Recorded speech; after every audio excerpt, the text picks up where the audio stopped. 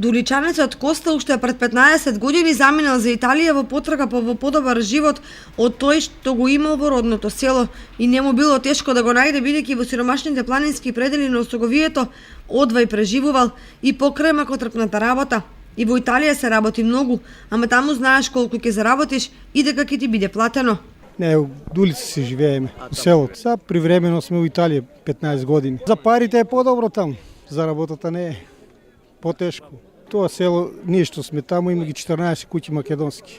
Со штедливоста успел да си купи куќа во Италија, што значително му го олеснило престојот и животот. Во куќа, наша си куќа имаме купено, купиме. Нашата е околу 30.000, има ги над 150, зависи куќите.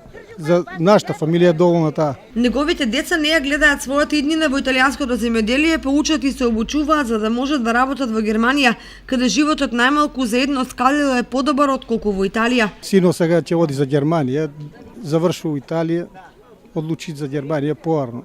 У фабрика директно. Па добро се плаќа, таму имам ќерка у фабрика работи. Дуличанецот Коста вели дека него и сопругата ги влече да се вратат назад поради роднините и пријателите, а за децата речиси е сигурен дека својата иднина не ја гледаат во родното место и тетковината. Па ние двојцата планираме, жената и ја.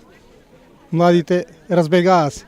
Кои по Германија, кои по Левињо, таму. Низ разговор тој истакна дека како него има стотици случаи во Италија. Сите сонуваат да најдат добра работа, да заработат и да се обезбедат достоен живот. Меѓутоа цената на работната сила и таму е во постојано опаѓање и човек се потешко може да се снајде.